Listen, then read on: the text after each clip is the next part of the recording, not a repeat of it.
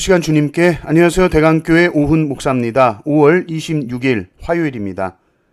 하나님 우리에게 주신 말씀은 고린도전서 2장 6절에서 16절까지 말씀입니다.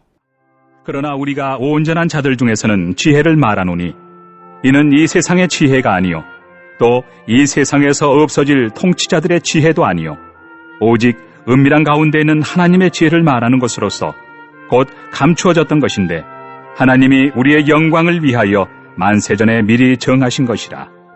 이 지혜는 이 세대의 통치자들이 한 사람도 알지 못하였나니 만일 알았더라면 영광의 주를 십자가에 못 박지 아니하였으리라. 기록된 바 하나님이 자기를 사랑하는 자들을 위하여 예비하신 모든 것은 눈으로 보지 못하고 귀로 듣지 못하고 사람의 마음으로 생각하지도 못하였다 함과 같으니라.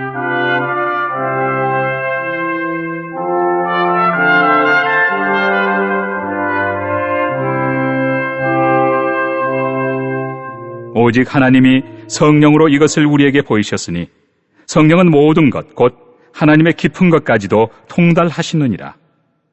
사람의 일을 사람의 속에 있는 영 외에 누가 알리요? 이와 같이 하나님의 일도 하나님의 영 외에는 아무도 알지 못하느니라. 우리가 세상의 영을 받지 아니하고 오직 하나님으로부터 온 영을 받았으니 이는 우리로 하여금 하나님께서 우리에게 은혜로 주신 것들을 알게 하려 하심이라. 우리가 이것을 말하거니와 사람의 지혜가 가르친 말로 아니하고 오직 성령께서 가르치신 것으로 하니 영적인 일은 영적인 것으로 분별하느니라.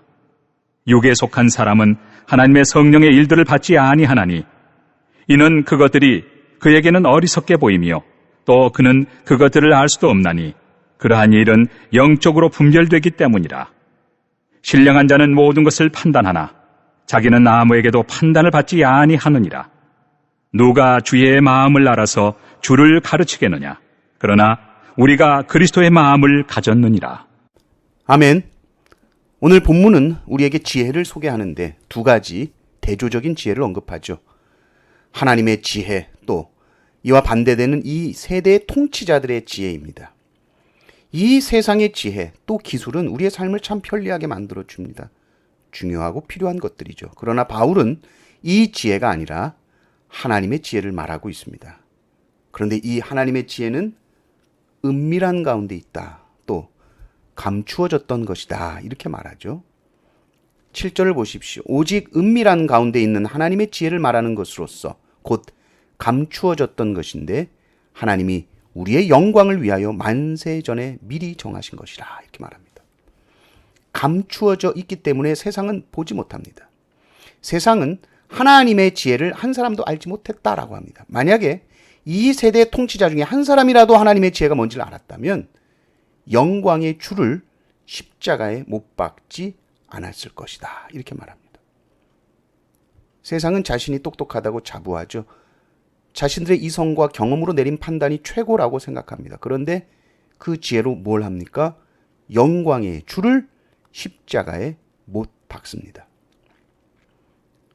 그들은 가장 지혜로운 척 행동했지만 정작 영광의 주님을 세상에서 가장 치욕스러운 십자가에 못 박는 가장 어리석은 짓을 하게 되죠. 왜 그랬을까요? 참된 영광이 무엇인지 보는 눈이 없기 때문입니다.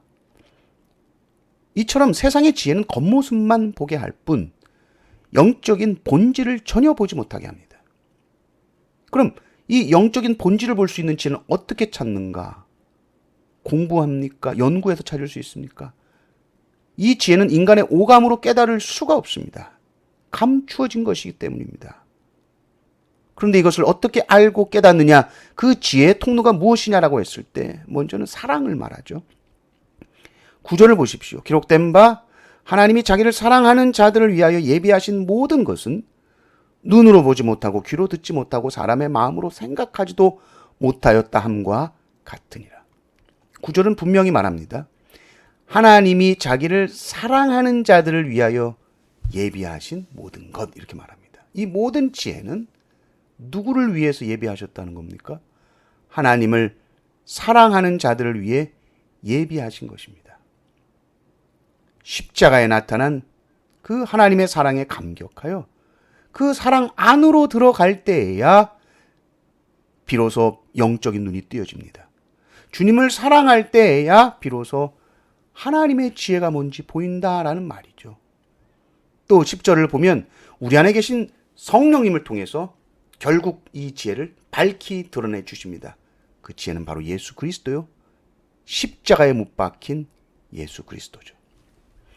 우리 안에 계신 성령님이 이 지혜를 우리에게 항상 알려주시는데 성령님의 별명이 뭡니까? 보혜사죠. 파라클레이토스. 이 말의 본뜻은 우리 곁에서 말씀해 주시는 분입니다. 힘들 때 곁에서 위로하시는 보혜사 성령님. 길을 잃었을 때 상담해 주시는 보혜사 성령님. 사탄이 우리를 참소할 때 우리를 진리로 변호해 주시는 보혜사 성령님이시죠. 또 10절, 11절을 보면 뭐라고 그럽니까? 바로 이 성령 하나님이 하나님의 깊은 것까지도 다 통달하신다. 성령님이. 하나님의 일은 누구만 아냐? 성령님만이 아신다. 10절, 11절을 보십시오. 오직 하나님이 성령으로 이것을 우리에게 보이셨으니 성령은 모든 것 곧 하나님의 깊은 것까지도 통달하시느니라. 사람의 일을 사람의 속에 있는 영 외에 누가 알리요? 이와 같이 하나님의 일도 하나님의 영 외에는 아무도 알지 못하느니라. 그러니까 누가 하나님의 지혜를 아는 사람이냐? 성령님으로 충만한 사람이죠. 성령님은 하나님의 일과 그 깊은 마음을 가장 잘 아시는 분이기 때문입니다. 그래서 우리가 내 생각이 말하는 그 소리, 그걸 자꾸 줄이고 성령님의 음성에 귀를 기울일 때 비로소 내 삶에 일어나는 일들, 그의 진실이 뭔지, 본질이 뭔지 그제서야 분별할 수 있는 것입니다. 살다 보면 감당하기 힘든 사건이나 갈등이 터질 때가 많습니다. 그때 인간적인 머리를 굴리고 세상의 지혜를 따라가면 결론은 뭘까요? 낙심하고 화가 나고 분노할 뿐입니다. 그러나 내 안에 계신 성령님께 무릎 꿇고 여쭈어 보면 성령님은 그 일의 진짜 본질을 보여주시죠. 이 일은 너를 힘들게 하고 고통스럽게 하고 망하게 하려는 게 아니야. 너를 더 온전하게 만들고 하나님의 깊은 사랑을 경험하게 하려는 은혜의 도구야. 성령님은 항상 우리 삶의 모든 괴로움과 아픔과 고난을 아름답게 해석해 주십니다. 성령 충만한 사람은 내 감정이 솟구치는 대로 막 쏟아내지 않죠. 하나님의 깊은 것까지 통달하시는 성령님을 닮아서 상대방의 마음을 깊이 헤아리며 말할 것입니다. 항상 성령님의 해석을 따라 사십시오. 그 성령께서 우리를 거룩하게 하시고 더욱 예수님을 닮아가게 하실 것입니다. 이 은혜가 넘치시기를 주님의 이름으로 축원합니다. 아멘.